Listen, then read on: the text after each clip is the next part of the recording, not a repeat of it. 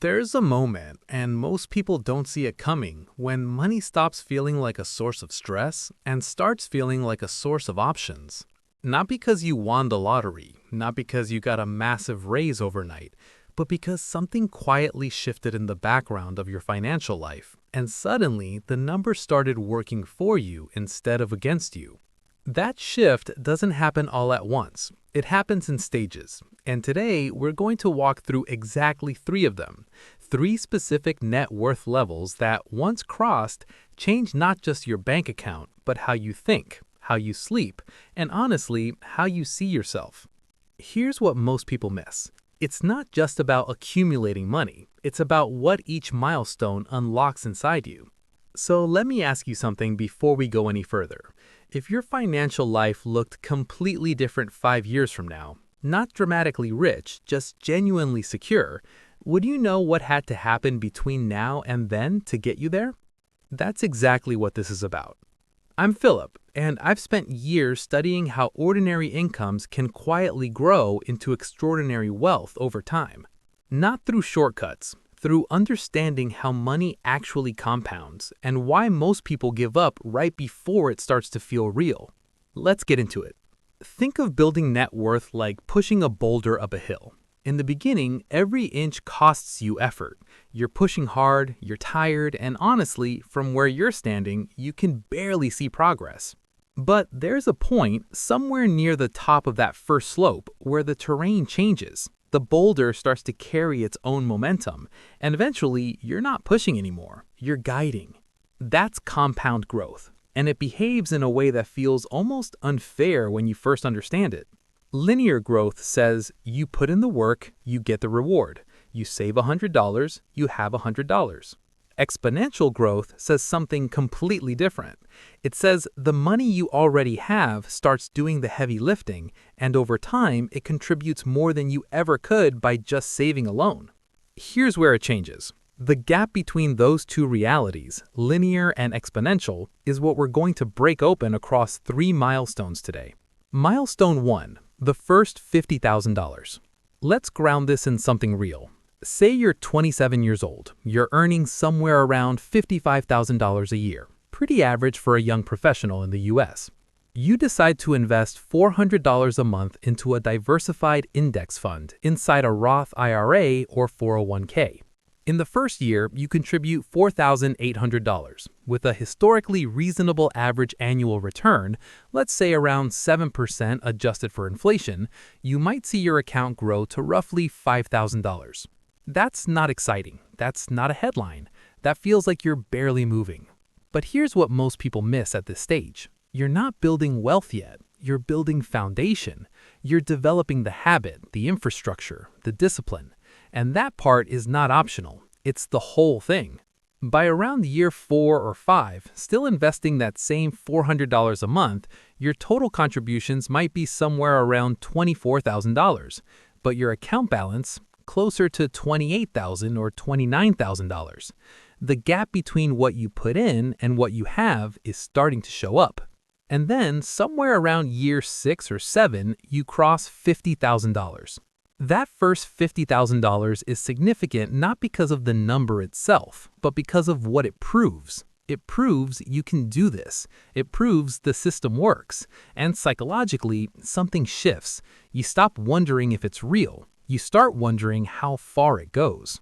Milestone 2, the $150,000 to $200,000 range.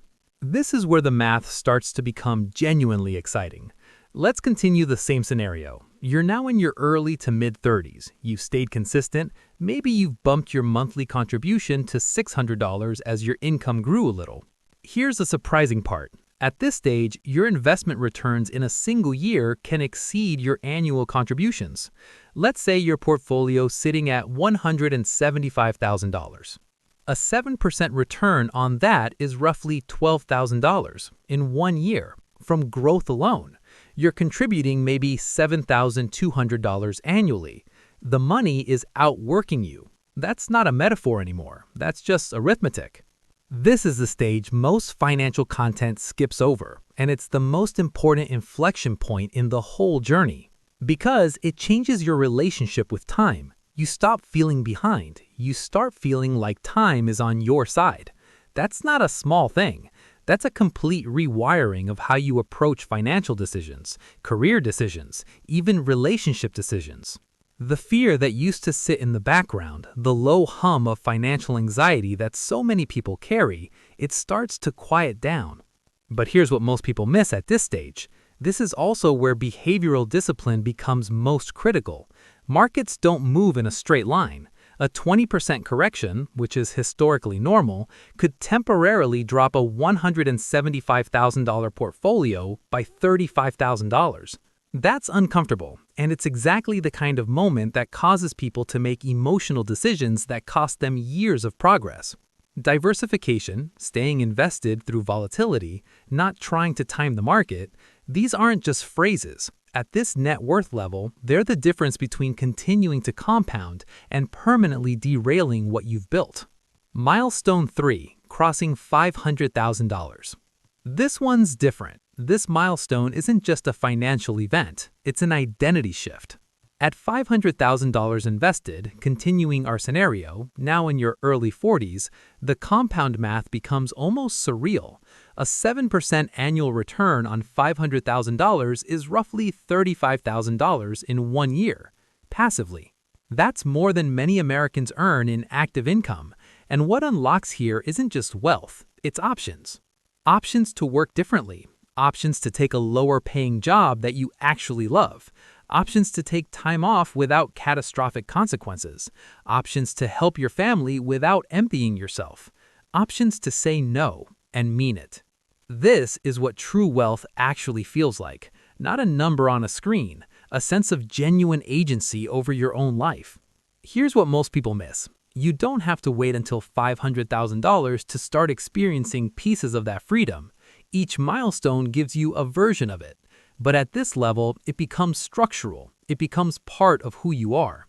And the trajectory from here, inflation adjusted, with continued contributions, points toward numbers that most people never believe are available to them on an ordinary income. But they are. They genuinely are. One more thing worth saying clearly. None of this is guaranteed. Markets have bad decades. Inflation erodes real returns. Life gets complicated. Medical bills, job loss, family emergencies. Risk is real, and anyone who tells you otherwise isn't being straight with you. What you can control is behavior, consistency, and time horizon.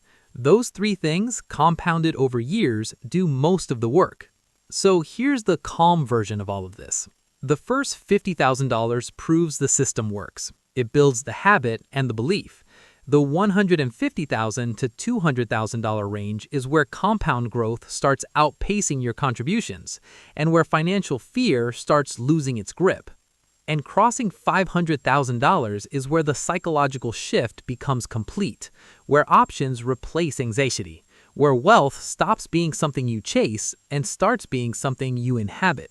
You don't need a perfect income. You need a consistent one, a reasonable strategy, and the patience to stay in the game long enough for math to do what math does. So think about this. Where are you on that journey right now? And more importantly, what would it mean for your life if you stayed consistent for the next decade? I'm Philip, and if this kind of thinking resonates with you, consider subscribing. We do this kind of calm, honest financial storytelling regularly because you deserve to understand how this works. Take care of yourself, and I'll see you in the next one.